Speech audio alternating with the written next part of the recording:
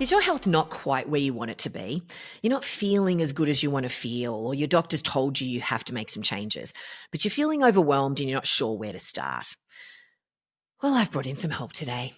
Dr. Michelle Robin is joining us on this episode because her philosophy of making small changes that lead to big shifts and her 4 quadrants of well-being just make healthy living so simple and accessible. So she's going to give you some fantastic tips today. So back when I was living in Springfield, Missouri, my friend Chris and I drove up to Kansas City and I met Michelle for the first time. We had lunch together and a beautiful friendship was born. I was so inspired by her no nonsense approach. She just keeps it real. And she's also one of the kindest people I know. She is a brilliant chiropractor, wonderful coach, mentor, author, speaker, and she's just got some fantastic initiatives that are making her community better. So I think you are really going to dig listening to her today. So let's get the skinny from Dr. Michelle Robin. Welcome to this episode of It Has to Be Me. I'm Tess Masters, and today I am here with Dr. Michelle Robin. She is the founder of Your Wellness Connection and Small Changes, Big Shifts. As a chiropractor, as a holistic health coach, as a speaker, and I'm going to say unwavering optimist. She really helps people make small changes that are going to lead to the big shifts that they're looking for to change their life. So if you are feeling overwhelmed by the changes you might need to make to have the life that you want, this is the episode for you because we are going to get some fantastic tangible tips. Michelle is one of my chiropractors. I say one of because she's in Kansas City and I live in Australia and we're dear friends. And so I come to Kansas City once a year and Michelle just always gives me the good stuff, right? So thank you so much for being here. You are one of the people that I come to for advice to help me stay on track with better choices. And I'm so excited that everyone's going to hear, some of these amazing tips from you today. Well, thank you for inviting me and thank you for being a great friend and thank you for teaching me about the word celebrate. Oh, yeah. You say that, but you celebrate and elevate others, more than anybody I know, truly. And I just think, you just weren't using that term before. But one of the things I really love about you is that you always give people credit. When you have been informed by something that somebody else does, you always mention them and celebrate them. So, thank you for that and how you show up. So I want to start by sharing one of the big It Has to Be Me moments for you that really changed the course of your life. So when you started your chiropractic practice, is that how you say it, in Kansas City, over 30 years ago now, you were a young, hungry chiropractor. You went in hard and you were making a ton of money, seeing a lot of patients, and it just wasn't working for you. So can you talk everybody through that turning point where you really started to define what success meant for you? Yeah, that's a great question. Well, first of all, what does a ton of money mean? And I think that I've learned after being in the business world for this long, there's just this different level of people that a ton of money back then is not a ton of money now, nor will probably be a ton of money 5 years from now. But, Tess, in August of 1997, I remember driving home and I thought, wow, if this is all there is, check me out. And actually kind of praying. I was one of those people that was walking around dead and just kind of praying for being able to leave the planet or something, because I thought if I worked hard enough, I helped people and I sacrificed, I'm going to put the air quote martyr here, that I would be lovable. And so, and my mentors, who were mostly men, they taught me it was really about how many people did you see and how much money you're making. And so I had a relatively successful practice by anybody's standards in chiropractic, and I wasn't fulfilled. And so I remember driving home, and it was on an evening, and I remember exactly where I was at. And you think, God, if I just take this one turn, then you start thinking, well, who else is going to get hurt, and what if I don't die? And then I don't want to be a paraplegic. You know what I mean? So I called my minister, Mary Omwake, who just was such a light in my life. I have so many funny stories about Mary and how much wisdom she shared with me through the years. And Mary said, I kind of been waiting for your call because you don't have any joy. You give your joy to everybody else. So you don't keep any for yourself. Ooh. That's really big. I'm not sure I really Yeah. understood it at 31 as much as I understand it at 57. Mm. But I'm like, wow, that was such a gift she gave me. And she said, I want you to go to the Hoffman process. She had just done the Hoffman process, which is a 7-day intensive program where it's like 10 years of therapy in a week. And you unpack your refrigerator. It's kind of like when you go in and you teach people about taking care of their chemical quadrant and the nutrition side of it. It's like, well, what's in your fridge? If you have bad shift in your fridge, you're going to eat it and you're going to consume it. And we all have bad thoughts in our hearts or events that we've not healed. And so the Hoffman process helped me empty out the refrigerator, look at it and say, Mm. okay, this pattern of not being a good enough or being the fraud or being unlovable, where did those come from? And are they really true? And so that was a pivotal moment for me when I learned to have some self-love. And for me, it opened up the possibility of self-love. I'm not saying I went through that week and loved myself in 1 week, but it opened up the possibility that I could be lovable.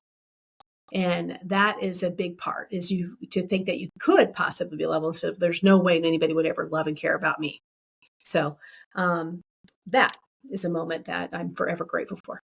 Oh, yeah, we love the Hoffman process. I know so many people that have gone through it and it's been life-changing.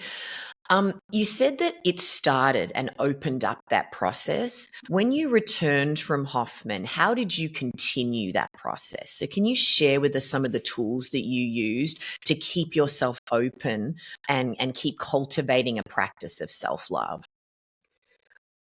I think the biggest tool is being a teacher Ooh, and tell me being a about that. guide. And I like to think about being a guide. So for me, one of my biggest fears is being the 5-letter F word, which is fraud. And so as a practitioner, you want to make sure you're walking the talk.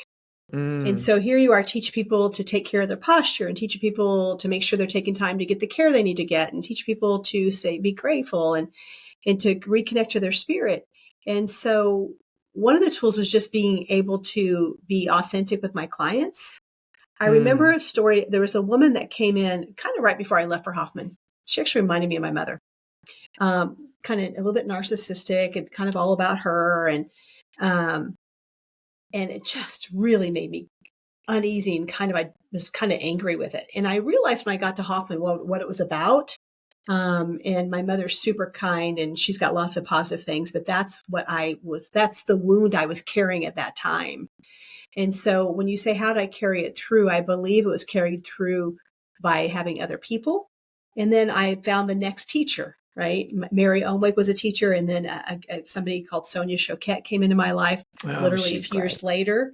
Oddly enough, Sonia's done the process. And I always say I did the process Mm. before Sonia Choquette did the process, which is pretty cool because sometimes we get a competition who can send the most people to Hoffman. Not really, not really, but kind of. So that is another way. Reading, listening, surrounding yourself with people that help you feel good about yourself. Mm. Let's talk about that because we do need to be very discerning about the people that we keep close to us and we allow in our sacred circle, our family and our chosen family.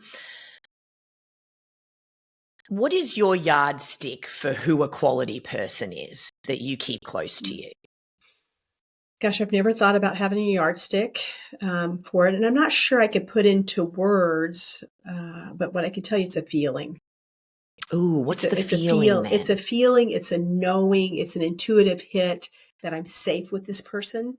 Mm, Um, I can get that right away, or I can be on guard, or I'll be like, oh, proceed with caution, or nope, stop, turn around. So I believe that we all have this internal knowing. And as a chiropractor, we call that the innate intelligence. So I get a chance to practice that also with my intuition and building relationships with people. So I do have a proceed with caution that comes up.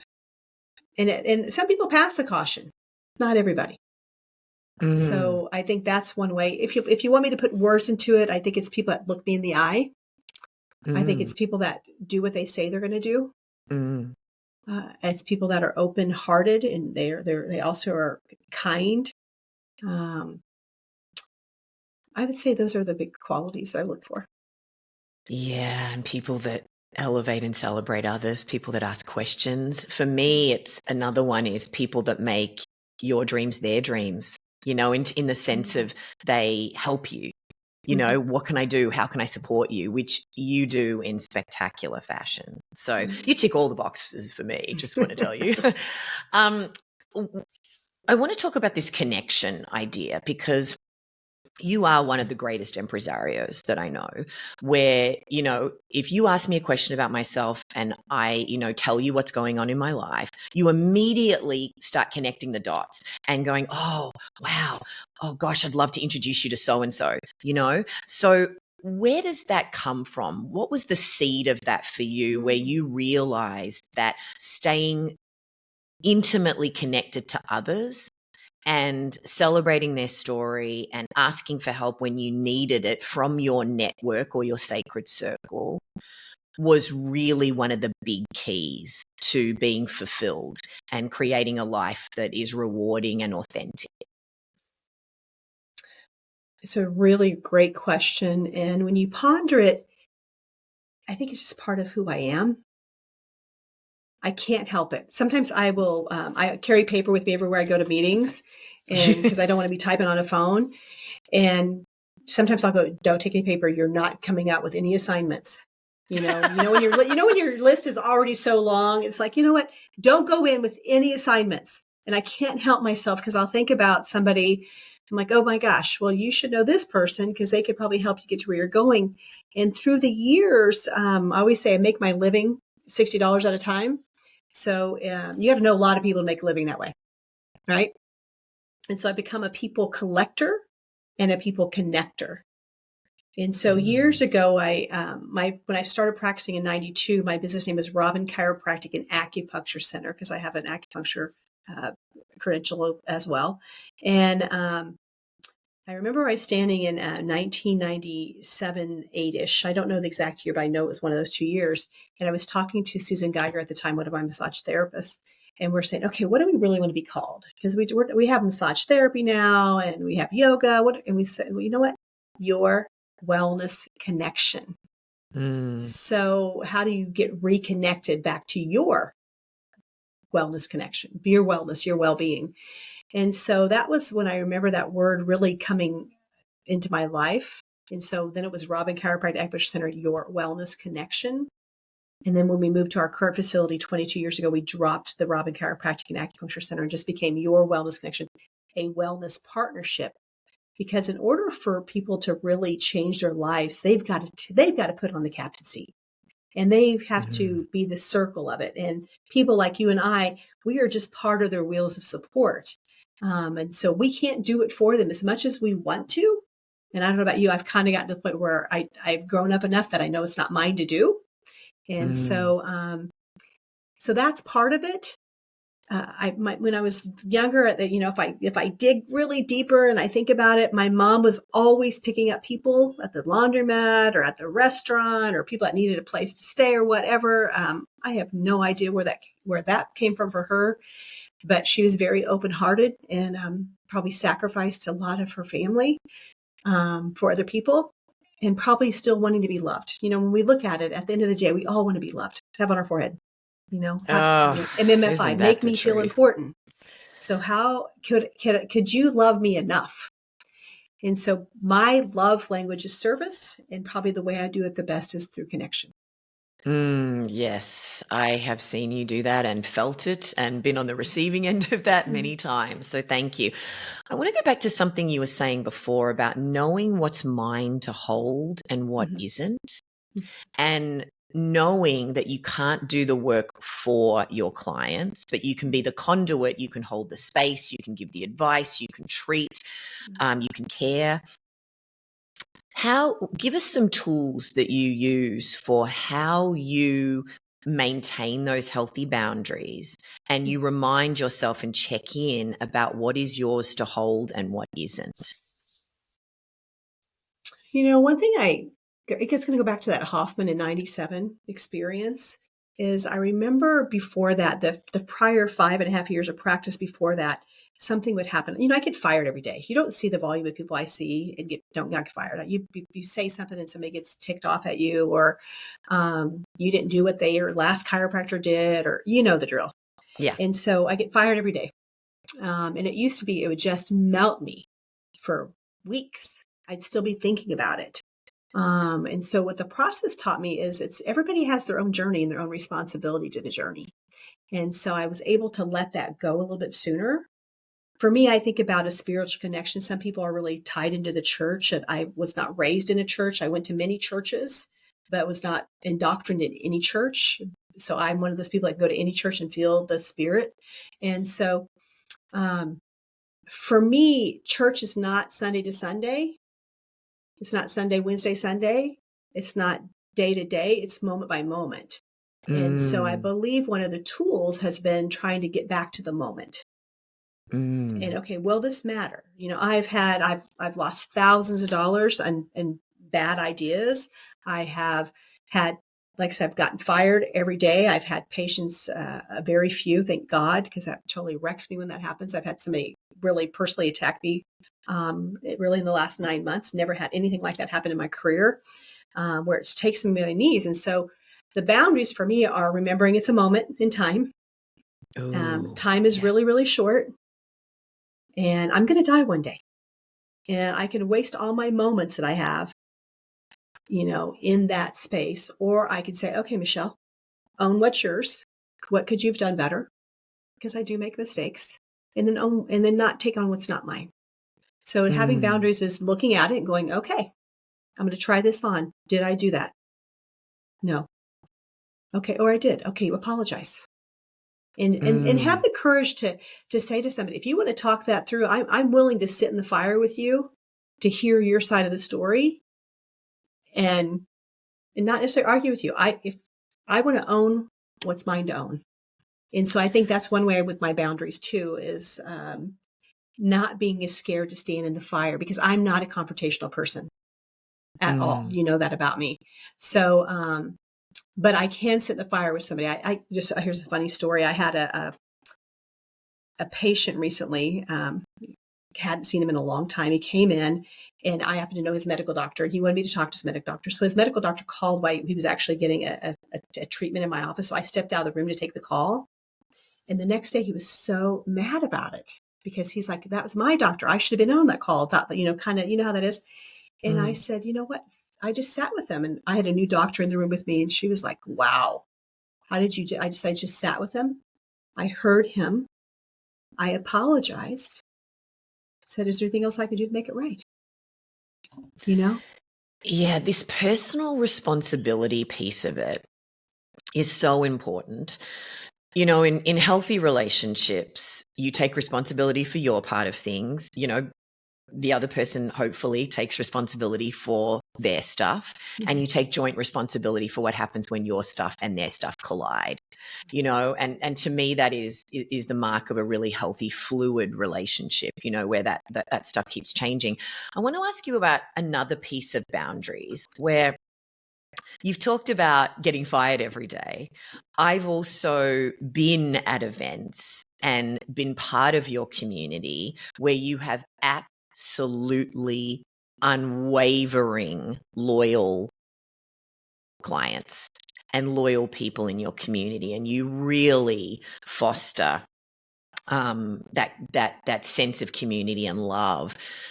You really care about your clients. I've been staying with you many times where we've been cooking and you just said, you know what, just give me 5 minutes. I'm just going to go upstairs to my office. I just want to check on a client, and it's 8:00 at night. And, you're just always thinking about how you can participate in someone's wellness and help them lean into the best parts of themselves.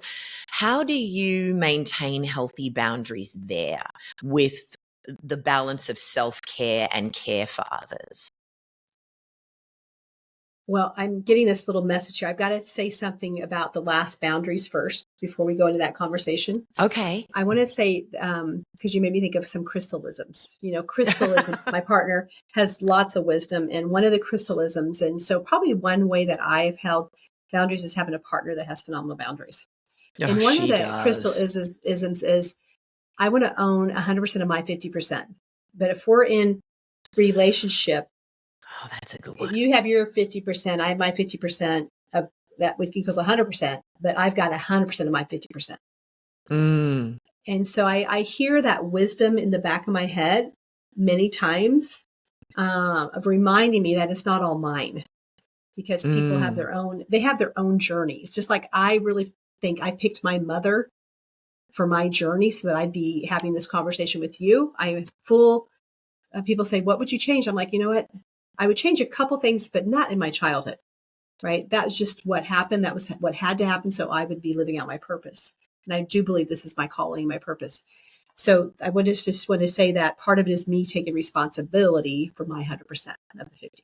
Okay. mm, So now going back to your question about what I heard, and it was self-care. How do I take care of myself? So it mm, goes back to that 5-letter F word, fraud. Is I've got to be intentional that I'm walking the talk. Am I taking time to get massage? Am I taking time to go do something that fills me lots of joy? I love pickleball. So, I love pickleball for interesting reasons. And I've explained this. So if you listen to Small Changes, because it's my own podcast, I'll talk about it. What I love is really 3 or 4 key elements. Is one, you can't be thinking about the office. You can't be thinking about patients, else you're going to get a ball to the face, right? You're going to get hurt. That's nice.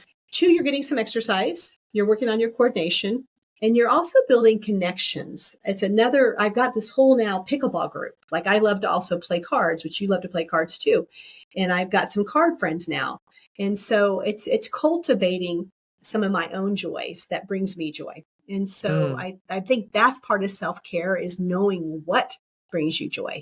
Like I love a great hot bath, and if you know me, I will typically check out about 8:15 or 8:30 and say, okay, I'm going to go take a bath. I'll see you tomorrow, because I like to be in bed by really 8:45 or 9 o'clock. So it's really walking the talk, and then also knowing what the options are. I think so many people don't know what are possibilities. That's one reason why I love the snackable deck. I happen to have one right here, and it's It's color so coded, great. right? And I could if I don't know where to start, if you don't have somebody like me in your back pocket, you can say, okay, well, let me pull this out. Well, this week, I'm going to focus on eating whole foods for my brain. And I don't know about you, I'm of the age where I'm constantly thinking about my brain. How do I keep my brain healthy? So, that's a big part of it. So you go back to, so when you feel yourself being pulled to place your attention on somebody else, when you know it's time to bring it back to yourself, you just go right into practical mode about what can I do to nourish myself right now? Well, and plus I have a wellness plan. I have my own wellness plan. Like I write for clients, I have my own, and trying, walking that talk. And so that helps as well. Oh, that's a really key thing, to just remind yourself to check in with your wellness plan. Okay, let's dive into that. Let's give everybody some tangible tools here. So your 4 quadrants of well-being have helped thousands of people to get healthy and live their best life. Can you talk us through those 4 quadrants? And then I'm going to ask you for some of the tangible tips from Wellness on a Shoestring, because I just want everybody to walk away with some of these things that you give to your clients, because they're so helpful. Yes, without a doubt. And thanks for asking about that. So I've got to tell you a story about it, because I got to tell you how the Quadrants of Well-Being came about. When I was in chiropractic school, there was a guy that came to talk at the college. And ties into what we talked about with connection. It ties in about attracting people, knowing who are your people. And his name Mm. was Dr. Richard Yenny. He came to the chiropractic college in, I want to say about 1990. And we were hosting him. He was an alum. And he actually, as a young boy from Independence, Missouri, he was fascinated with Asian lifestyle.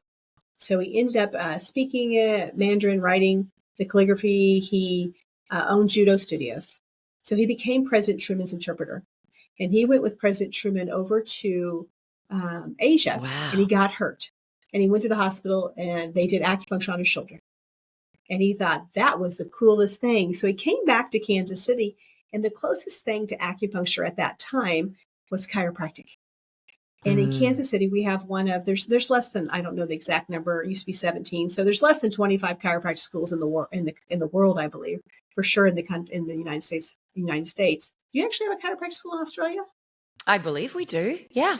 I'm curious. I don't know about that. So anyhow, he came back and the closest thing was chiropractor. So he became a chiropractor. And he started teaching chiropractors and veterinarians and MDs acupuncture. Mm.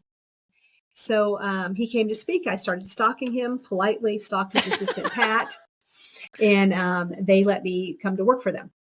Okay. Mm. And I really didn't have time to work because I also refereed full time, went to school full time, refereed full time, and then fit in this, my job at the Acupuncture Society of America and their chiropractic clinic.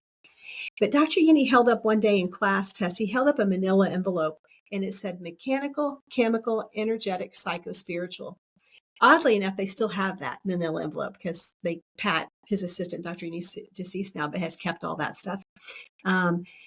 And I just kind of, put that in my filing cabinet. And my undergraduate degrees in business accounting. And so as a business person, you think about your businesses as operations, marketing, finance, and leadership. I wasn't thinking that way at that time because I didn't own a business yet. Mm. And so I have that filing cabinet of my business degree. I have the filing cabinet of Dr. Yini talking about the 4 areas. He did not call them quadrants. He just called them the 4 areas of Eastern medicine. And so what I found myself doing after Hoffman especially is I found myself writing wellness plans for people because people get overwhelmed. What can you put that in writing? Or how you put it on a note and then the note gets torn away and they can't read your writing in my case, so I have to type it up. And so I started writing plans we called it the four quadrants, which 4 quadrants means the same thing, which we've now figured out a decade later after doing that. And on my 25th year anniversary, I got the assignment from my spirit to do a year-long campaign to celebrate really how good my life was in Kansas City. Came to Kansas City, one family, to go to chiropractic school. The community is really much, they've supported me, and I believe it's because I've supported it, And so, and going through that, I hired a company to tell the story. And they said, what is it you're doing? And she said, well, we've got to think of a better word. And so Quadrants of Well-Being came about, and it took basically the same knowledge and the same thing I was talking about in Wellness No Shoestring and the E-Factor book, which you so graciously have been at some events with us, launching those products or those books, those ideas, those passion projects. And we told the story about it, and we interviewed people, and we did over 50 videos throughout the year, and we dripped those out in a campaign around the quadrants. And we interviewed people, and then we shared those clips. And then at the end of that year, we did a celebration. And that celebration I actually thought was going to be, okay, 25 years, I've done my job. Now I can kind of dial it back. And during that year, Tess, you probably remember this. I had 4 of my personal patients, not 4 people in my practice, because we have, 20 plus practitioners, but I had 4 of my personal patients take their life. I remember. Yeah. A 15-year-old. That was a hard year. It was a hard year. Yeah. A 15-year-old, and then I had a 56-year-old and a 67-year-old and a 33-year-old. And I thought, wow, you're just getting started. I don't know why you think you're about done. And then here we are in this mental health crisis around the world. And so to answer your question, that's the quadrants. So the 4 different areas, once again, mechanical, kind of thinking about the nervous system, thinking about the physical structure. And then you got the chemical, which what are you putting in your mouth? What are you putting on your skin? And then you got the energetical. What about all these EMFs around us? What about, how are we disconnecting from the energy? Because we're all energy. And then the psycho-spiritual aspect of, are we really listening to our inner knowing? And do we trust that you and I are connected? We're doing this call, across the airwaves, which think about how cool that is, right? It's so cool. You're in a whole nother continent, which is probably about 18 to 20 hours away by plane. And so you think about how that's even possible, and you got to realize that we're all one and we're all connected. So that's the quadrant story. I really love the quadrants. Let's talk about some tangible things that we can be doing to look after those 4 quadrants. So you laid these out in Wellness on a Shoestring, your first book. And yes, I felt very honored to help you launch some of those products and be there speaking at those events. It was so wonderful. You say there's 7, but there's more than that. So tell the story about that, because they're just really good, simple things that again go back to your mantra of small changes, big shifts. Yeah, it's interesting. When Wellness on a Shoestring came out in 2010, it really started about 2008. And someone came to me and said, it's this funny story. You don't know this part of the story. Someone came to me in like January of 2000, and I want to say 2008. And they said, you really need to meet the new CEO of Unity Village. And I have an affinity for Unity. I actually have a Unity glass right here because of Mary Omwake, my minister, who became just a spiritual mentor, almost like a big sister to me. And I put it on my calendar because I'm a nerd. If something sounds right, I put it on my calendar and say, okay, April 2nd, 2008, I need to make sure I reach out to Charlotte Shelton. Okay, you just can't make this stuff up, Tess. And so on April 2nd, I'm at an event around breath work at Unity on the Plaza. And guess who's there? Charlotte Shelton. I had not called her yet. And she said, oh, everybody's been telling me about you. We need to connect. We're relaunching our publishing division. Unity was one of the first New Thought churches, but also our ministries. But they also talked a lot about holistic healing because of their founder, Myrtle Fillmore. And I'm not sure if you've heard about the Daily Word. Have you ever heard about the Daily Word? Oh, yes. Started at I get Unity the Village. email. Yeah, started at Unity Village in Kansas City. So I met Charlotte. She says, we really want to do something. I just need some simple things that people can do, mind, body, spirit. And so I'm like, okay, well, what could they do? Well, they could breathe, they can drink water, they can go for the greens. Actually, I didn't put water in there the first time. They can be grateful, they can make sure they get sleep, and they need to move. And so I was talking with Mary Omwake in Hawaii. We were sitting on the beach in Hawaii, and I said, hey, here's the new book I'm going to put out, and tell me what you think. And I listed the habits, and she's like, you're missing one. You're missing one. I'm like, Mary, I'm not missing one. She's like, yeah, people don't know to drink water. I'm like, Mary, people know to drink water. That is common sense. She's like, nope. So Mary kind of just, this is Mary. This is how we talked. She was just, oh my gosh, just such a gift in my life. It's emotional. She's just still gives to me now in the spirit world. And so the 7 habits on wellness and a shoestring came out in 2010. I'm going to tell you the habits in just a second. But what's interesting, Tess, is before that, I had been trying to figure it out because I noticed that my patients were getting sicker and sicker. Something happened 2005-ish. It used to be as a chiropractor, you would adjust something, they'd think, oh my God, that's a miracle, right? And then I noticed, and I noticed 2005, 2006, it was no longer miracles. It was getting harder. And so I remember thinking, okay, if you're not going to help people, you need to get out of this business. And so almost at that exact moment, somebody dropped my lap that was a kind of a functional medicine doctor. And so I went down the route for the next 3 or 4 years of hiring functional medicine doctors or naturopathic doctors, because I knew the nutrition was a big piece of that. And you know that I love the spiritual world, and that's my favorite. And then I have fallen in love with the chiropractic and the acupuncture world. However, I never really embraced the chemistry world like I needed to because I was not good at chemistry. And so it just slapped it right in my face. But what I found is a naturopathic doctor they were overwhelming my clients.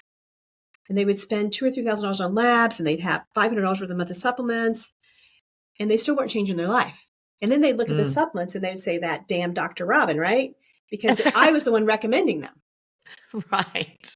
And so another had to be me moment was when the Wellness on a Shoestring, all of a sudden I realized, you know what? My gift is first floor, second floor, basement. If you want to have somebody take you from the second floor to the 10th floor, I'm not your gal. But there are most of the populations living in the basement or first, second floor of well-being. And so that's where Wellness on a Shoestring came into play, is that we can teach people about these simple habits, rest, reflect, rejuvenate, breathe, move your body, even the segments. I personally believe that you've got to have chiropractic care. I don't care whether it's no force, low force, or high force. And then free your space. You've got to get rid of the thoughts and that committee, the negative committee and the positive committee. You've got to figure out how to tame those. You got to figure out how to clean out your refrigerator so that you're not attracted to, or you don't say, you know what, I'm having a bad day. I'm going to grab a beer. I'm going to grab a Pepsi. I'm going to grab a bag of potato chips. And you've got to declutter this physical space around you, because at the end of the day, you come in with nothing, you leave with nothing. And so, and then go for the greens, which is really you're the master at, and then get sunshine, get omegas, and then drink to your health, which is to Mary for making sure I put water in there. And that was the first break, and that actually gave me so much freedom, because I knew really what my calling was. My calling was to teach the basic habits. And we all need the basics. I mean, at the end of the day, when you're feeling overwhelmed, you can just go back to the basics. Do one thing today, or what are the 3 things you could do? And they can be small things, and the small changes add up to big shifts, to quote you. But yeah, it's so great. So the podcast, Small Changes, Big Shifts, and the Snackables deck, which is the 52 wellness tips that you can pull out a card every day. Mm-hmm. And you can find all of this at smallchangesbigshifts.com. Mm-hmm. Those of you listening. Were those things born out of wellness on a shoestring, your practice, when you realized, okay, so I've released Wellness on a Shoestring and then the E Factor, your second book. Was the Snackables deck a way to help people? Was that a solution that you provided in response to questions you were getting from your community? Yeah, it just made it bite-sized. I was out talking around the country in North America on Wellness on a Shoestring. I thought, why are people not doing this? And so that really spurred the second book, The E Factor, Engage, Energize, Enrich. And it talks about kind of knowing your why and finding your path and finding your community. Because then you have energy, and then you want to enrich other people's lives. So it's just basically the more fulfilled you are, the more fulfilled you want other people to be, because you realize it's such a joy. There's that word again, TESS'S. I don't know if you know my word for the year is joy. So I did tell you that before. So that E Factor, and then it's like, okay, how do you just keep taking it down in bite size? And now the Snackable deck is the bite size. And for me, this is like elementary school. I have another deck in mind. So I keep a running wellness plan at my office. So it has probably 300 tips on it. And I'll come across something and I'll put it on that plan, and then it'll percolate for a little bit. But so I've got people I've cared for 30 years, they've mastered drinking water. Not all of them. Okay. Some are being really resistant. I'm not giving up hope on them though. One came in and I'm like, I'm trying to give up this Diet Coke. And I'm like, really? 30 years later, you're still drinking Diet Coke? And it's almost like a slap in the face, right? Or a knife in the heart. I know you know what I mean by that. Yes. So this is one of them. It's got like auricular therapy. Have you heard of auricular therapy? Yes. Where you can rub the ears. So to me, this is like elementary school. You rub my ears when you adjust me. That's the last thing you do, and it feels so good when you adjust my head and look at my neck, and the ear thing at the end. It just feels so comforting, and you just feel so safe and grounded. So what is it about that? Well, you're treating the whole body. In the ear, they have something, this auricular therapy. Auricle is the outer part of the ear. Some people just call it your ear flap. And there's like an upside down baby in there. So you can treat the whole body. This is the spine. So I rub the spine points, and then you can rub all the other points. So, but also too, I don't think we're modeled healthy touch. And so one tell year, me about that. Yeah, I was I got invited to participate in a workshop called Translucent You back in probably 2002 through about 2000 and I think 10 or 12. And they said to me, "Would you come help us, and would you be in the Lomi room?" I'm like, "I'm not a massage therapist. What am I going to do with people for 45 minutes? That seems like 5,000 hours to me."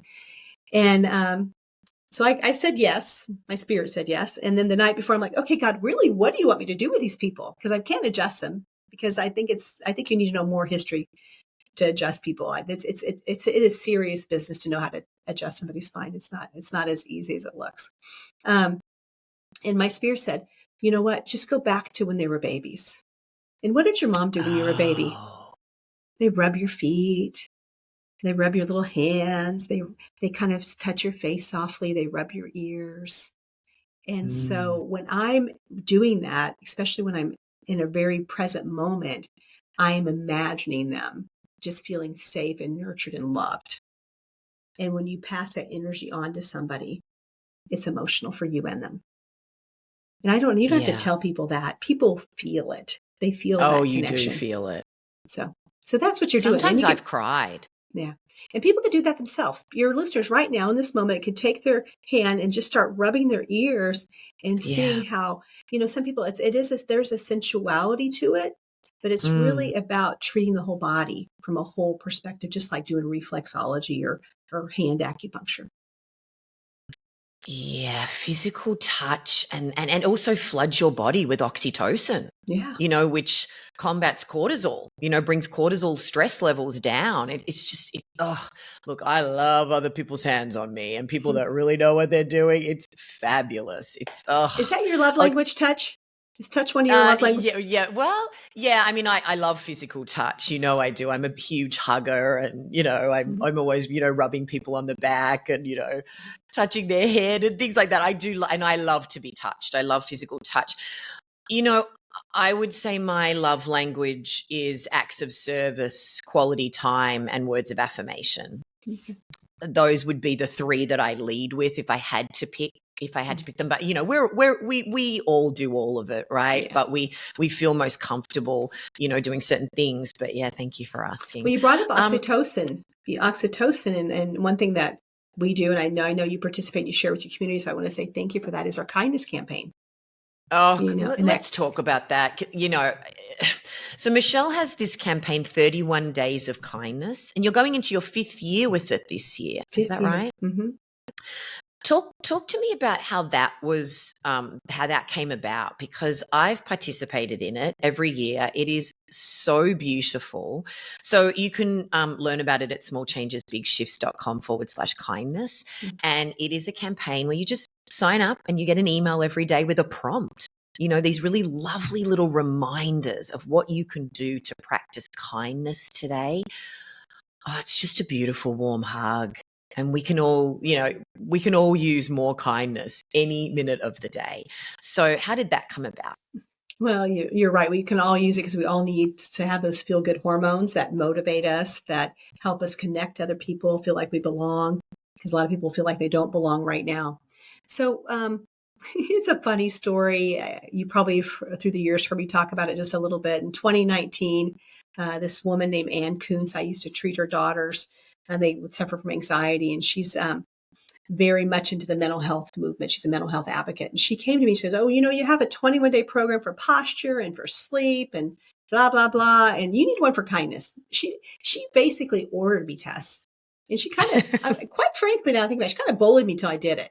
And she was like, "You need to do this." And I'm like, "Do I look like I have time to do this?" She goes, "No, you need to do it. I'll help you, but you need to do this." And I was like, finally, to get her off my back, I said, okay. So that was 2019. And we did a 21-day kindness online program, nothing like it is today. So what happens March of 2020? World shuts down.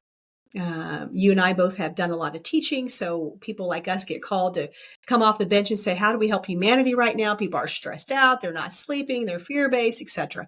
So go into what I teach about with these small changes, big shifts. Did that for a lot of companies. One of my clients is Lockton, which is a big insurance company out of Kansas City. They're they're also international.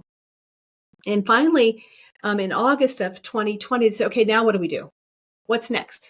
Like, okay, coach, tell us what's next. I'm like, well, we're going into this election and people are not being very nice to each other. They said, okay, what do we do? I said, well, we have this kindness challenge, because we were calling it a challenge. And they said, well, we don't need to be challenged anymore. We're already challenged right now. And I said, well, let's call it a campaign. They said, okay, we're in as long as it's 31 days. So technically the kindness campaign challenge has been around 6 years, but it was 21 days for the very first year. And then 31, which is really where we've really taken and built off of it. And so now there's actually, there's decks, there's kindness decks, 31 days. You can do the online program. Great. I've got you can those. do a deck. Yeah. We also have a kids for elementary, middle, and high school that are 7 days. So the school districts asked us to make something special for that. So that's how it came about. And Lockton underwrote it the first year, and then we had another company underwrote the second year, and then the third year, our not-for-profits, Small Changes, Big Shifts Co. took it over, and we had multiple sponsors. And then this year, we're going to get some. Our goal is to reach 1 million people. And so hopefully, with your help, as always, we continue to touch more lives, because you never know what one life. There was a ripple that my chiropractor, Yes. Dr. Lakin, back when I was, young in high school, remember nothing about the chiropractic experience, but I remember how much they started caring about me. I needed that. And that ripple is why I do what I do. I'm giving back because I should have been dead many times. And I'm just giving back Mm. because of Dr. Lakin and the Ruth Owens of the world, and the TESS Masters and the Dr. Yennies and the Crystals and the Cindys, the people that have just believed in me and poured into me. So I'm just here giving back. And the kindness campaign is a way I do that. I really love the campaign. So I'm really excited to participate and share it with everybody. So again, you can find it at smallchangesbigshifts.com/kindness. We'll put it in the show notes. Talking about I should have been dead several times, Mm. I want to ask you about your bike accident Mm. and how that changed you, Mm. because you almost died. It was very, very serious. Mhm. Mm. What did you learn Mm. from that So accident? it's actually emotional today. It's funny when you're in a different space every moment in life. And so it's funny when Mm. things hit you at a different season. Hard to believe, Tess. It's going to be 9 years this year. 9 years. Wow. So it changed me a couple of things. I realized that life does go on. People will move on without you. And so I had Mm. patients I've seen for years. I was out of the office pretty much for 12 weeks because, as you might remember, I couldn't stand and kind of lost some feeling in my legs for a short period of time, but enough to go, oh, okay, this is pretty serious. So Mm. it really taught me more about self-care. One of my, it taught me about, I would say that before my accident, I was okay. Let's change this way. Scale of 1 to 5, I was maybe a 2 at self-care. Okay. Oh. And then after that, I had to go to a 5 because it took me a full year to get to 90%. I would say probably 95% now. I can still tell I've got some head injury. I've got some little fuzzy up there sometimes. So I'm probably now about a 3.8 or 4. I've slid a little bit. So, but it doubled, but it's not as good as it was right after that. And so that, what the bike accident taught me, and I write about this in Small Changes, Big Shifts, one of my mini books, is it taught me about community more. It taught me how to receive because I was used to being the giver. And, there was that 6-week period where there was 2 to 6 people in my house. The first 2 weeks, I had 6 different people. They called it Michelle setters. People would come over and Yeah. sit with me because first of all, Crystal's not equipped to do that. She's not a good nurse, just FYI. So you can tell her I said that. Plus, she had to go to Hoffman. We were self-employed. Yeah. You got to go to work. Yeah. So they'd come in, Michelle said they would come at 8:00 in the morning, and then the last person would leave about 6:00 at night. And, they would help me. They would go to the grocery. And I remember one time people would call, what can I do? And this is so true. And this is actually probably the most important part of this conversation today is about knowing your medicine. And I believe that we are implanted with our medicine that we can uniquely give. And so I learned then what my medicine was, and I learned how to be a good giver. One of my mantras is to be a go-giver. And so I said, we needed groceries, and too humble to say, can you bring me some groceries, right? Because then Yeah. people wouldn't take your money, And so, oh my God, people are so amazing. And so this friend Essie called, Michelle, I'm coming to see you today. What can I do? I said, Essie, I really need some groceries. She said, tell Oh. me what you need. Tell me what you need. And then I had people that took me to PT. I had people that took me to some events. You know, I just am humbled thinking about it right now. But the lesson for me was use your own medicine. I could not show up for people. I don't have the schedule that lets me drop everything and go take people to the doctor. And it was making me so sad. I was almost beating myself up because I was not that person. I could send you a note. I can send you food and stuff like that. But you know what I do now? If somebody's having surgery or they get hurt, or they need support, I send a bone broth, especially because they can heal and I can have Mm. that delivered. I know the kind I like, or I'll send it. So I found my medicine is, or I can call them and say, okay, what do you need? What doctor do you need to get into?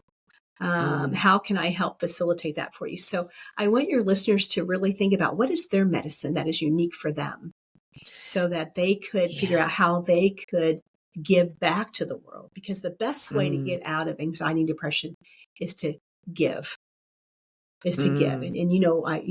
And when I'm sucking my thumb, what I do is I'm like, okay, keep sucking your thumb or go find out what gets you out of this. And what gets me out of that is by going to reach out to people. So I want to get inside a conversation with Michelle a little bit.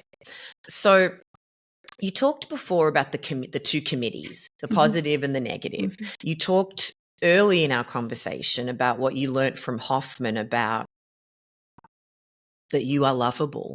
You learned about self-love, and that was, something that you continue to practice. When you are struggling to get to that place where you know what your medicine is, where you know that you are lovable, you know that you are worthy, when you're struggling to find that place, just because someone's attacked you or, you've been fired, by somebody, all the stuff you've been Again. talking about, Mm-hmm. right? What are some of the things that you say to yourself to shift your energy? Give us some of those tools. Well, you maybe remember this when I was getting ready for my 50th birthday. I did 50 quotes that have kind of kept me alive my first 50 years. And I did a countdown on social media and I shared the quote and then I wrote about what the meaning was. One of them for me was I have a little prayer sheet ties right into this. I have some tools and I've created a prayer sheet that I actually give to people if they feel like they would be receptive. Because I quit talking about spirit in my practice for a long time because when I was my first 24 months in practice, I used to have a sign on the wall and it said, God heals, we just work here. And a patient beat me up about that. And so for a decade, I kind of hid my spirituality. Um, but now I'm like, okay, I'm going to get fired anyway by somebody. Right. So let me just be my authentic self. And so I Mm. created a prayer sheet and it has some affirmations on it. But one of the prayers is the prayer of protection. The light of God surrounds me. Love of God enfolds me. The power of God protects me. The presence of God watches over me. Wherever I am, God is, all is well.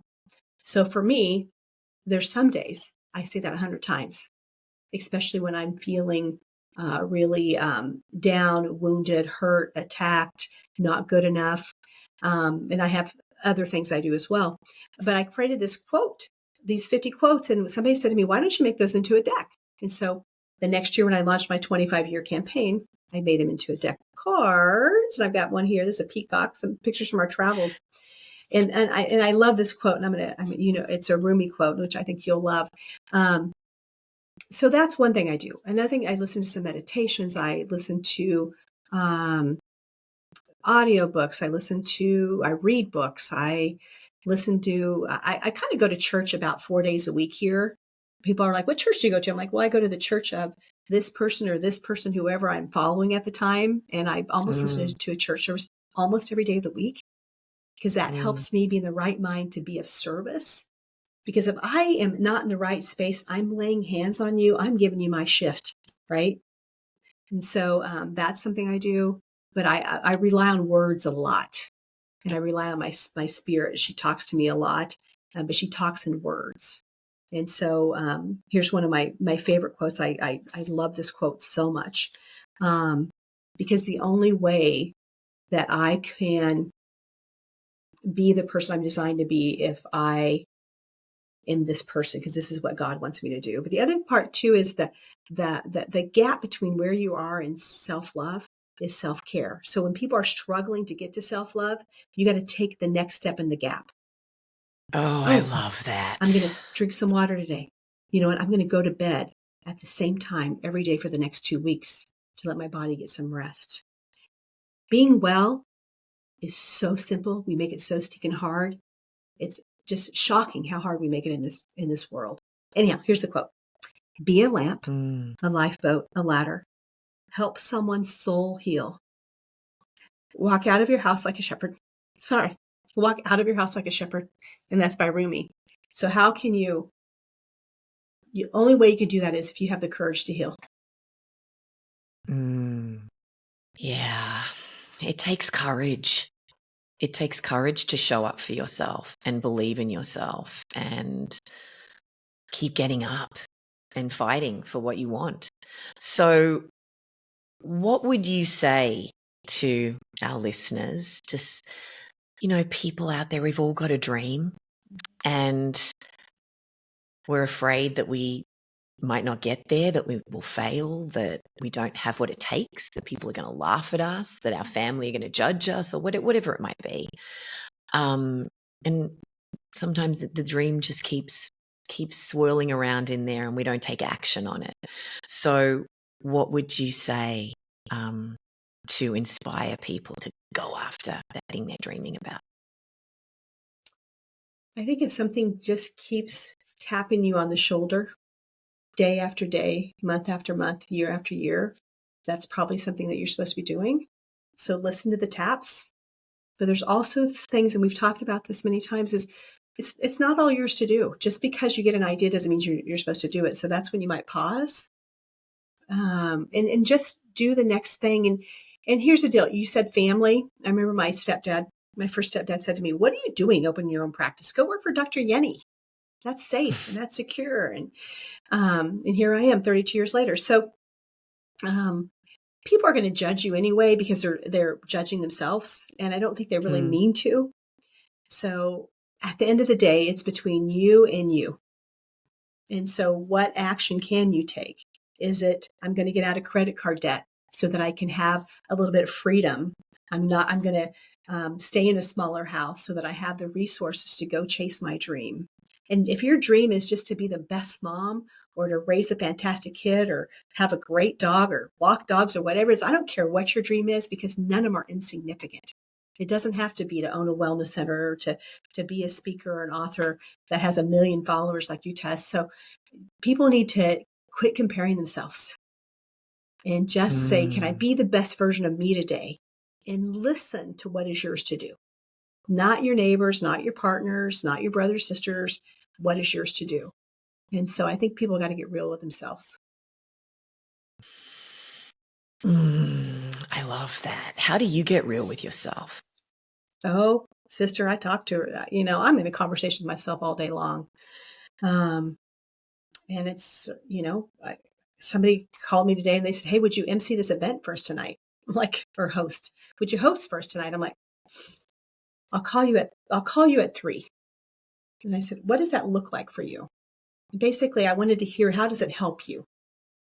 And so, But share with everybody what the number one question that you ask yourself. the right You yeses and the talked right about nos. joy before. Yeah, What's that? yeah. It's saying the right yeses and the right no, saying the right yeses and the right nos. And will this help? Will this bring more joy into my life or joy in the people that I'm serving? Yeah. That joy piece. That's a really great central question. Is this going to bring joy? And what is joy really? Joy's not happiness. Joy's a different joy. Joy's like an inner peace, an inner knowing. It's kind of like the shepherd that says, "You know what? I have so much light to share with you that you can't steal my light.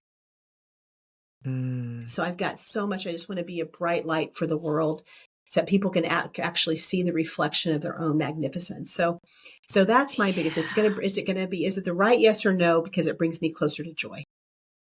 Yeah, I love that Marianne Williamson piece, What is Your Deepest Fear? Mm-hmm. And it talks about, when you shine your light, you give others permission to do the same. And you absolutely shine your light so beautifully and hold a safe space for others to do the same. So thank you so much for how you show up in the world. For everybody, including myself. I'm so very grateful. Thank you so much for being with us today and for sharing all this incredible insight. I love you. I love you too. And thank you. And you can find Dr. Michelle Robin at smallchangesbigshifts.com. Listen to her podcast, so many fantastic interviews. Wellness on a Shoestring is her first book. The E Factor is her second book. Join the 31 Days of Kindness campaign with me. I'll definitely be sharing it with everybody. The Snackables deck with the 52 wellness tips that you can just pull out each day and action. I mean, just so many fantastic tools that we can grab from today. So thank you. So many nuggets from that conversation. I mean, the first one is the importance of a wellness plan, having a good practitioner and making good choices with regards to your food and lifestyle practices. But some of the overarching ones for me was that idea of the gap between where you are and self-love is self-care. And that in order to get to that place, just take the next step in the gap, right? So just making a good choice and then making another one, that really spoke to me. The other thing that really resonated with me was her idea of knowing what your medicine is, knowing what your unique medicine is and the gifts that you have to help others and the world. That really touched my heart. And the importance of kindness. Definitely check out her 31 Days of Kindness campaign, because one act of kindness absolutely has a ripple effect. And with our kindness, we have the ability to change the world. So, yeah. What spoke to you? I want to hear about your It Has to Be Me story. So head on over to ithastobeme.com/stories to share it in our free community. You can also join the conversations we're having about this episode and others. I'm Tess Masters. Join me next week and we'll dive inside another great story to help us go from dreaming to doing.